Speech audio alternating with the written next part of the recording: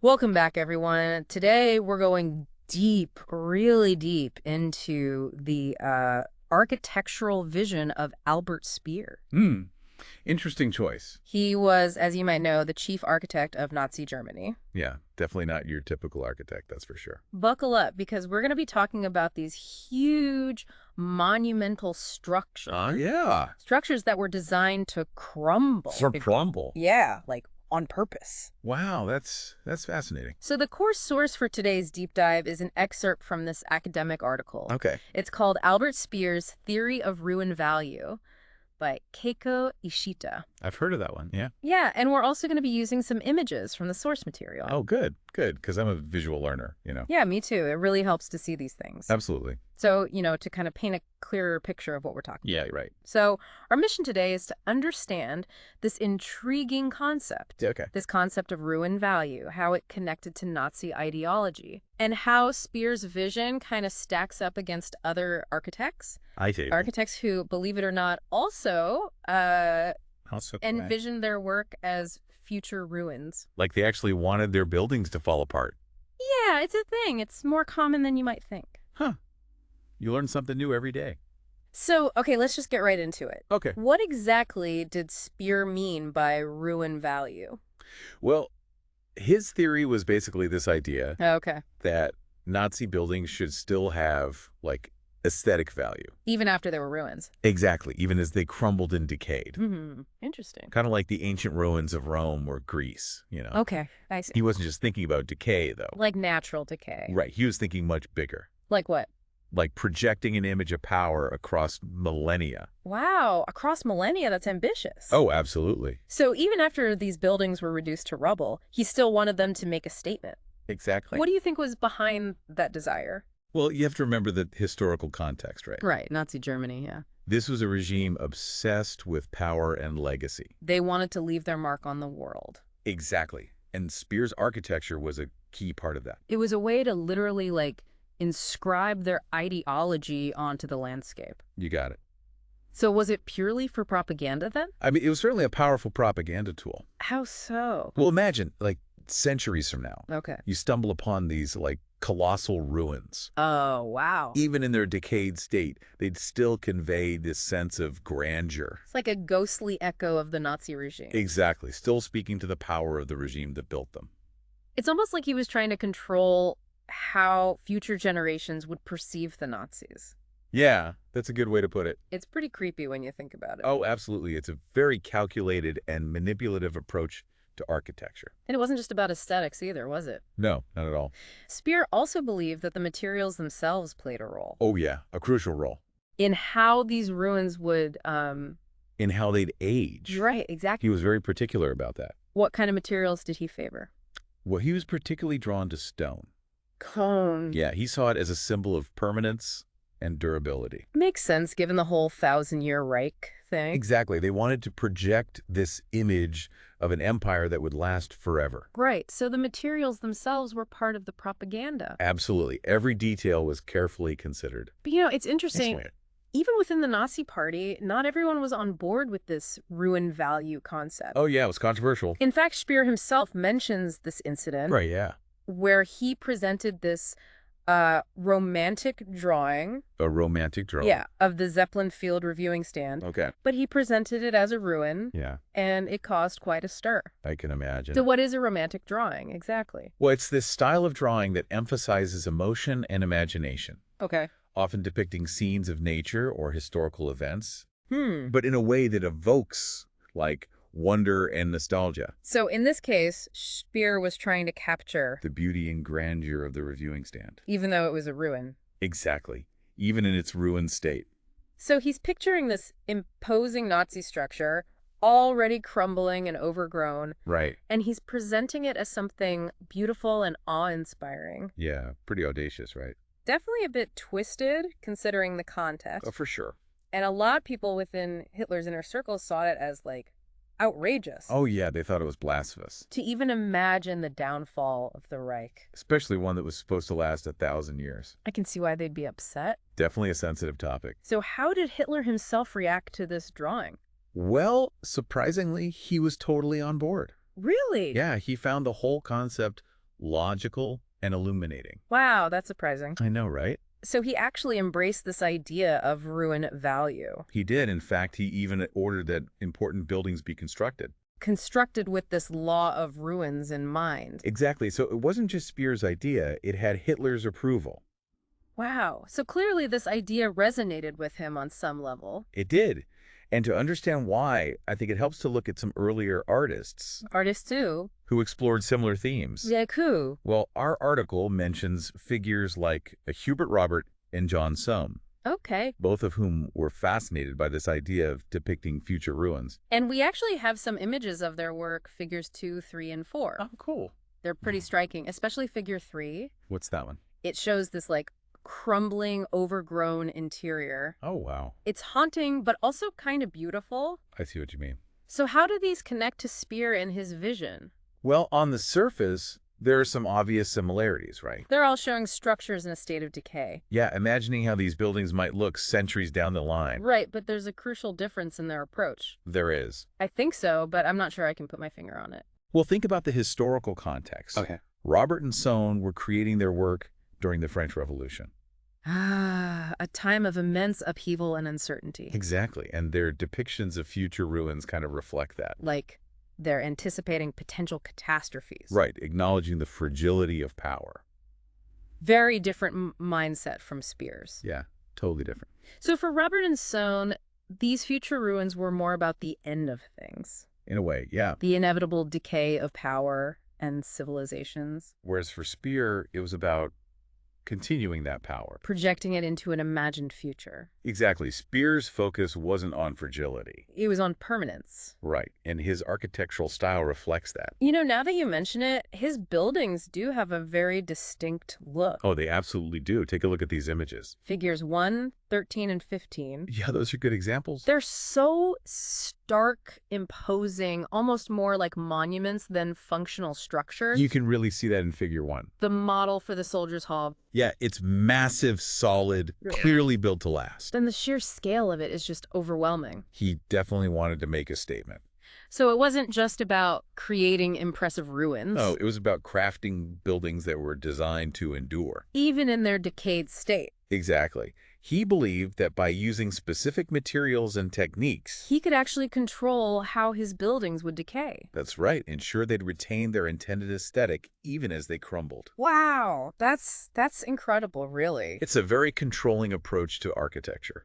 It's like he was trying to impose his will on time itself. You got it. And that brings us to another interesting comparison. Okay, what's that? The article draws a parallel between Speer and this classical painter, Claude Lorraine, Okay. whose work often idealized ancient ruins. Like figure 14. Exactly. A beautiful landscape with crumbling Roman structures. It's true, there is a similar aesthetic at play there. Right, that sense of grandeur and decay. But what was the key difference between Lorraine's approach and Speer's? Well, Lorraine was looking back at a lost past. A golden age that was gone forever. Right, yearning for something that was no longer attainable. Whereas Speer, He was trying to manufacture a future ruin. one that aligned with Nazi ideology. Exactly, projecting their power into a distant future. So instead of mourning a lost past, he was trying to shape how the future would remember the Nazis. That's the chilling implication. And what's even more unsettling is that most of Speer's buildings were actually destroyed. During World War II, Figure 16 shows the ruined chancellery. it's a far cry from the pristine ruins he envisioned. They became actual ruins much sooner than he anticipated. The irony is almost too much to bear. It really is. This architect, obsessed with controlling the future, shaping how history would remember him, And the Nazi regime, he ultimately saw his grand plans thwarted. by the very forces he helped unleash. It makes you question the futility of trying to control forces larger than yourself. It really does, and I think this is a good place to take a quick break. Sounds good. We'll be back in a few minutes to delve even deeper into this topic. Looking forward to it.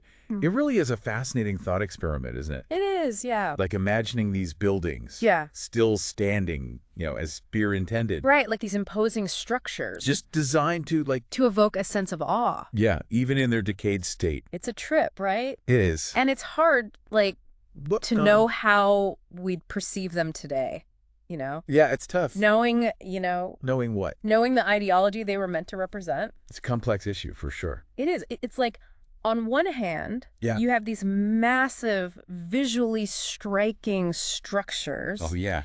crafted with such incredible attention to detail. And a deep understanding of materials, too. Right, but on the other hand, Yeah. they're so inextricably linked Mhm.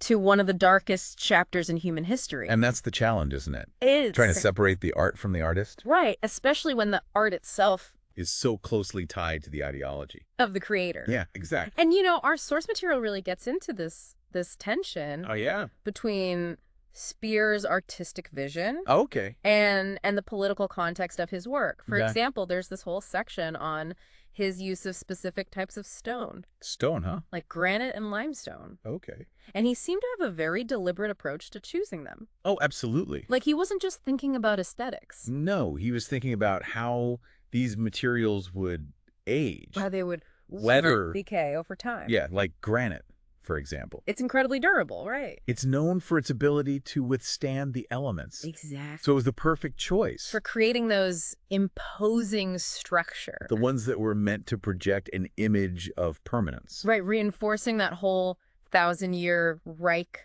propaganda Creating this illusion. of an empire that would stand the test of time. But as we've seen, Yeah, that vision of permanence. it didn't quite work out.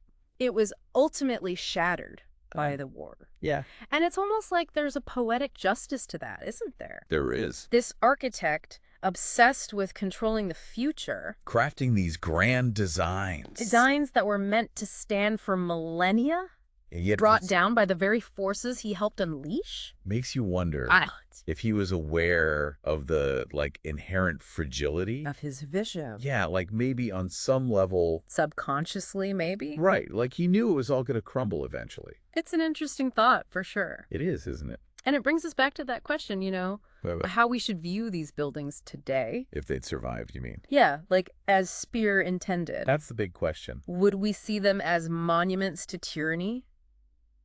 Or would they be, Something else. would we be able to Delightful. appreciate the architectural brilliance? But still, Condemn the ideology?